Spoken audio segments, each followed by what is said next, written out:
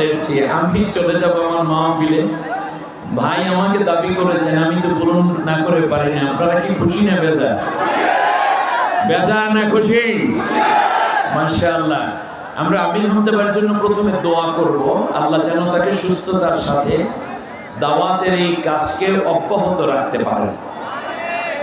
আমি শুধু আপনাদেরকে একটি ছোট্ট দৃষ্টি আকর্ষণই দেই। আপনারা অনেক মায়া করেন আমির হামজা ভাইকে, কিন্তু এত মায়া করেন যে গাড়ি থেকে নামতে দিচ্ছেন না। মায়ার ঠেলায় তাকে মানে চেপে একেবারে মানে মোয়া বানিয়ে ফেলতেছেন। আমি চাই ভালোবাসাটা থাকুক, ঘ্রাণ নেয়ার জন্য ফুলকে ধরে জোরে চিপ দিয়ে নষ্ট করে ফেললে ফুলের কোনো ঘ্রাণ থাকে না। অতএব আস্তে করে ধরে যদি শুকে নিতে পারেন তাহলে যেমন ঘ্রাণটা পাবেন, ঠিক তেমনই বক্তা যেন সবসময় আপনাদেরকে ভদ্র মনে করে, দেশের মধ্যে আপনাদের দায়িত্বশীল মনে করে, আপনারা সেই কাজটি করবেন ইনশাআল্লাহ। চেষ্টা করবো নাকি? সম্মানিত ভাইরা, আল্লাহ কোরআনের মধ্যে বলছেন তোমরা কেউ অন্যের উপরে জুলুম করবে না এবং তুমিও জুলুমের শিকার হবে না। এখন এই নির্দেশ ছিল শুধু আপনাদের উপরে নাকি সরকারের উপরেও ছিল? বিগত সরকার জুলুম করেছে আর আমরা ছিলাম মাজলুম। বাস্তব সত্য কথা এটাই। অতএব যারা জুলুম করে তারা পালিয়ে যায়, আর যারা মাজলুম হয় তারা জমিনে থেকে যায়। আল্লাহ রাব্বুল আলামিন আমাদেরকে জমিনে থাকার তৌফিক করে দিয়েছেন, আমরা যেন আর জুলুম না করি। জোরে বলেন, আমরা যেন আর জুলুম না করি। আল্লাহ সুবহানাহু ওয়া তাআলা আমাদেরকে কবুল করুন। এখন মাগরিবের আজান হয়ে যাবে, সুতরাং মানুষের সবচেয়ে বড় জুলুম হচ্ছে নিজের উপরে নিজের জুলুম। আদম আলাইহিস সালাম আল্লাহর নিষিদ্ধ কাজ করার, আল্লাহ বলেছেন এই ফলটা খেও না। আদম আলাইহিস সালাম যখন খেয়ে ফেললেন শয়তানের ওয়াসওয়াসায়, তখন তিনি শয়তানকে অভিযুক্ত করেন নাই। তখন তিনি প্রথমেই বলেছেন রব্বানা যালামনা আনফুসানা, আল্লাহ আমি আমার নিজের উপরেই জুলুম করে ফেলেছি। অর্থাৎ আল্লাহ যেই কাজ করতে নিষেধ করেছেন সেই কাজটি বান্দা যখন করে তখন মূলত সে নিজের উপরেই জুলুম করে বসে। আপনি আজকে খেয়াল করুন, মাগরিবের নামাজ, আসর নামাজ পড়া ফরজ ছিল, আপনি যদি নামাজ পড়ে না থাকেন তাহলে আপনি নিজের উপর নিজে জুলুম করে আছেন। আল্লাহ রাব্বুল আলামিন বলেছেন পর্দা পশিদা মতো চলবে, আপনি পর্দা পশিদা করছেন না, আপনি নিজের উপরেই নিজে জুলুম করে বসে আছেন। আল্লাহ রাব্বুল আলামিন বলেছেন তুমি হারাম খাবে না, কিন্তু আপনি মাদক দ্রব্য নিচ্ছেন, ইয়াবা, ফেন্সিডিল, কোকেন, তারি, মারজুয়ারা, পেথিনিন, গাঁজা, হিরোইন, এগুলো আপনি নিচ্ছেন, মানে আপনি আপনার নিজের উপরেই জুলুম করছেন। আল্লাহ বলছেন মিথ্যে কথা বলো না, আপনি মিথ্যা বলছেন, মানে আপনি আপনার নিজের উপরে জুলুম করছেন। আর নিজের উপরে যে জুলুম করে সে ধ্বংস হয়ে যায়।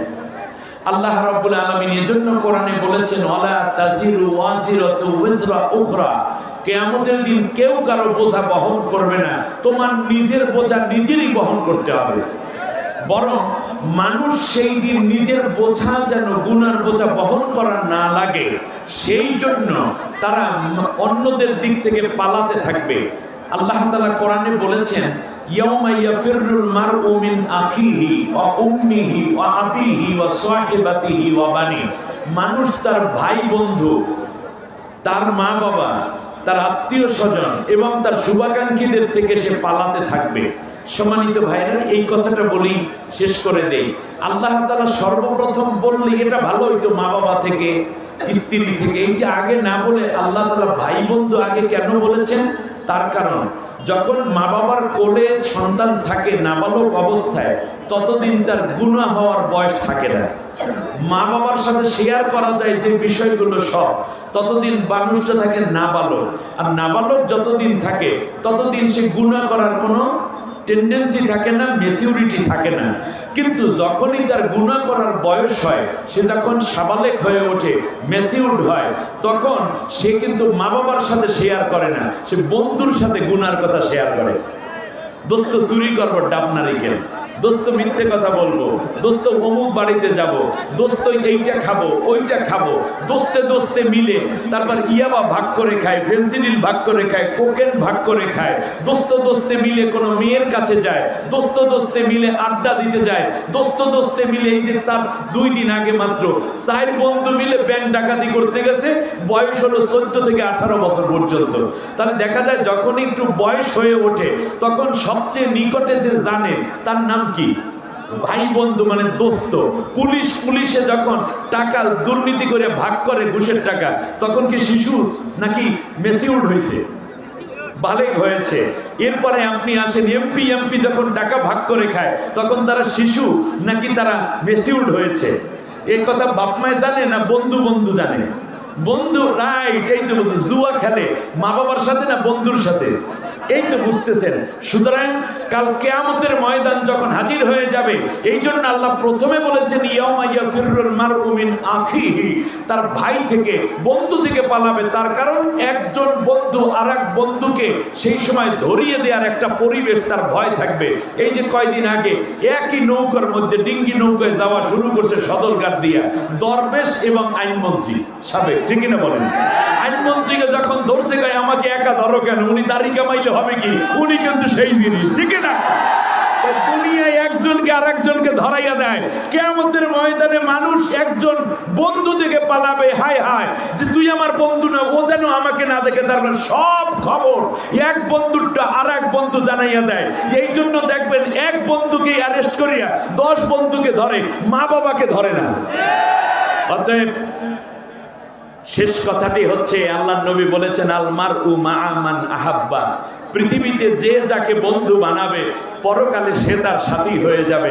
আসুন না আমরা আলেমদের সাথী হই, আমরা কোরআনের সাথী হই, আমরা পারবো তো ইনশাআল্লাহ। আমরা সৎ লোকের সাথী হব, যারা আল্লাহর কোরআনের রস কায়েম করতে চায় আমরা তাদের সাথী হব। আল্লাহ কোরআনে বলেছেন আকুনু মা'আস সাদিকিন, নেককারদের সাথী হও। যারা বেনমাজি, বেরোজাদার, ইসলাম বিরোধী, দুর্নীতিবাজ, চুরি করে, ডাকাতি করে, চাঁদাবাজি করে, কোন মুসলমান তাদের সাথে থাকবে না। লিল্লাহি তাকবীর,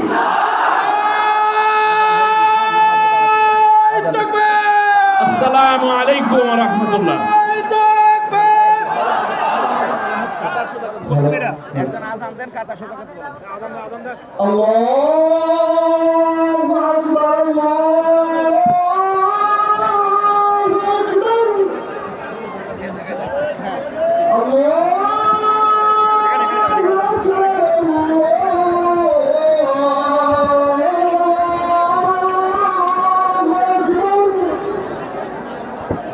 আশহাদু আল্লা